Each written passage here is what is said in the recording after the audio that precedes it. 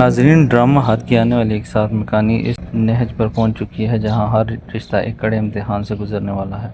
आज की इस तफसीली रिव्यू में हम बात करेंगे कि क्या वाकई शहराम घर छोड़ने का फैसला कर चुका है, क्या सीरत जानबूझकर ज़रार को महकी यादों में धकेल रही है, और क्या ज़रार को फरयाल से अपनी मंगनी पर पछतावा होने वाला है।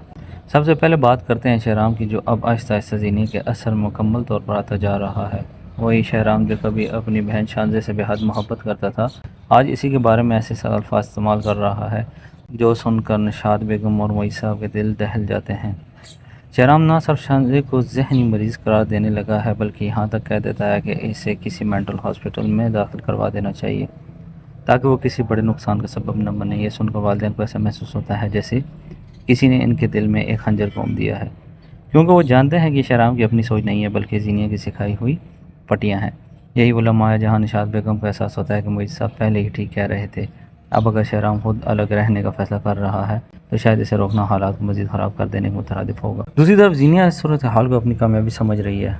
इसकी सबसे बड़ी ख्वाहिश यही थी कि शहराम सिर्फ इसका हो जाए, अपने घर वालों से दूर हो जाए और इसकी दुनिया का मरकज़ सिर्फ जीनिया बन जाए, और फ़िलहाल वो अपने इस मकसद में कामयाब होती भी नज़र आ रही है। लेकिन नाज़रीन, यहाँ एक सवाल ज़रूर पैदा होता है कि आखिर किसी को ये ख्याल क्यों नहीं आया कि सच जानने के लिए कोई ठोस कदम उठाया जाए। मिसाल के तौर पर घर में खुफिया कैमरा लगाकर हकीकत देखी जा सकती थी, या फिर वो मुलाजमा जो सब कुछ अपनी आंखों से देख रही थी इसकी गवाही दी जा सकती थी। मगर ज़ाहिर है कि अगर सच इतनी जल्दी सामने आ जाए तो कहानी का तो मज़ा ही किरकिरा हो जाएगा।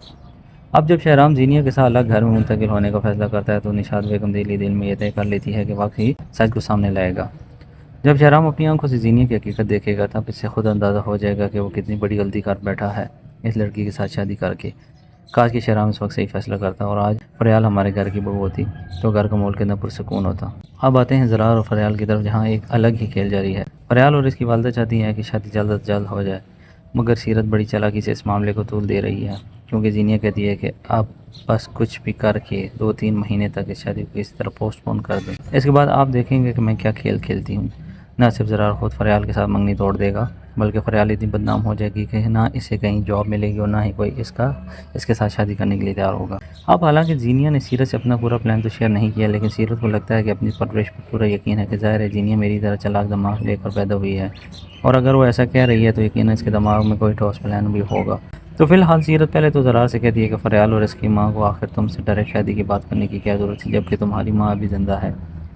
इन्हें चाहिए देखो वो मुझसे शादी की बात करें, क्योंकि अगर समीन सीरत के साथ डायरेक्ट शादी की बात करती है तो सिर्फ खुद ही समीन को ऐसे जवाब देती कि समीन की बोलती बंद हो जाती। खैर, ज़रार अपनी माँ से कहता है कि अम्मी इससे क्या फ़र्क पड़ गया है, अगर इन्होंने मुझसे शादी की बात कर ली है, क्या आप में और मुझ में कोई फ़र्क है, और वैसे भी इस शादी की बात को फ़ाइनल तो आप ही करेंगी ना। सिर्फ और संभल जाती है। ऐसे याद आता है कि पहले भी ज़रार अपनी जान लेने की कोशिश कर चुका है। तो अब सीरत किसी किस्म का रिस्क नहीं लेना चाहती, वो चाहती है ज़रार के सामने खुद को अच्छा ही शौक रहा है।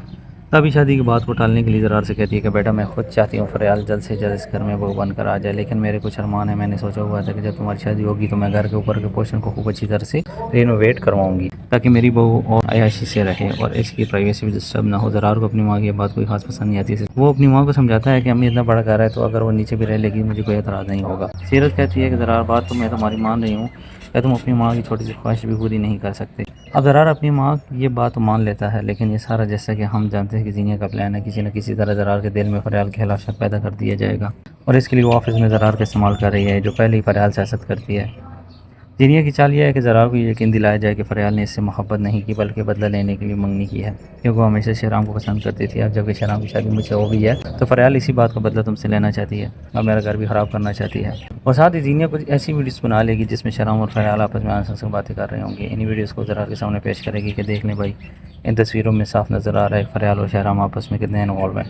ये तो मैं ही जानती हूँ कि मैं किस तरह ये सब बर्दाश्त कर रही हूँ, और आप ज़रा सोचेंगे शहराम ने सिर्फ फरयाल को ही जॉब में प्रमोशन दी है, इसकी सैलरी भी इंक्रीज़ की है और इसे ऑफिस की तरफ से गाड़ी भी दी गई। क्या अभी भी आपको कोई शक है? ज़रार भी शायद जीने की इन बातों में आ जाएगा, और ज़ाहिर है कि अपनी आंखों से जब वो शहराम और फरयाल को आपस में हंस कर बातें करते हुए देखेगा तो इसे भी यही शक गुजरेगा कि शायद मेरी बहन के साथ बहुत नाइंसाफ़ी हो रही है और फरयाल मेरी बहन को अजियत देने के लिए मुझे महसूस बना रही है। जब यह बात ज़रार के दिल में बैठ जाएगी तो खुद ही फरयाल से गुस्से में आकर सवाल करेगा, और यही वो लम्हा होगा जहाँ कहानी मज़ीद पेचीदा हो जाएगी। इधर शहराम भी जब अपने किरदार पर उंगली उठते देखेगा तो मुमकिन है वो गुस्से में आकर फरयाल को जॉब से निकालने का फैसला कर ले। यूँ जीनिया एक ही बार में दो शिकार करने की कोशिश कर रही है, लेकिन नाज़रीन ये सब ज़्यादा देर नहीं चलेगा, क्योंकि बहुत जल्द महक वापस आने वाली है। जैसे ही महक पाकिस्तान आएगी वो तमाम राज जो अब तक छुपे हुए थे एक एक करके सामने आ जाएंगे और तब ज़रार को मालूम होगा कि इसकी मोहब्बत के दरमियान से रुकावट कोई और नहीं बल्कि इसकी अपनी माँ सीरत और बहन जीनिया थी।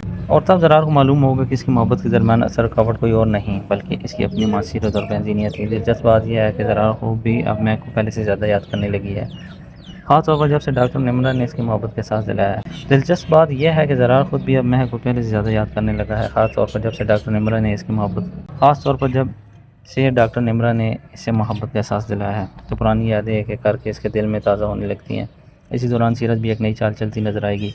ज़रार की सालगिरह पर बारिश के हसीन माहौल में वो जानबूझकर महक का जिक्र छेड़ेगी ताकि ज़रार के जज्बात को बाहर जा सके। और जैसे ज़रार के मुंह से महक का नाम निकलेगा, सीरत फ़ौरन मौके का इस्तेमाल करते हुए इसे कायल करने की कोशिश करेगी। फरयाल के साथ शादी में जल्दी ना करे क्योंकि अभी भी तुम्हारे दिल में महक की मोहब्बत जिंदा है। मैं तो कहती हूँ कि महक के आने का वेट करो, क्या पता वो वापस आ जाए। तो यूँ सीरत और जीनिया दोनों की साजिशों से ज़रार शादी को तो मौखर कर देगा, लेकिन जैसे ही महक वापस आएगी सारी हकीकत ज़रार के सामने आ जाएगी। क्या शहराम जीनिया की हकीकत जानकर वापस अपने घर लौटेगा? क्या ज़रार अपनी गलती का एहसास करते हुए फरयाल से रिश्ता तोड़ेगा या नहीं, या फिर महक की वापसी सब कुछ बदल देगी? नाज़रीन, आप किस चीज़ का ज़्यादा इंतज़ार कर रहे हैं, महक की वापसी का या फिर ज़रार और फरयाल की शादी का? कमेंट्स में अपनी राय ज़रूर दें। रिव्यू पसंद आया तो वीडियो को लाइक और चैनल को सब्सक्राइब भी कर दें।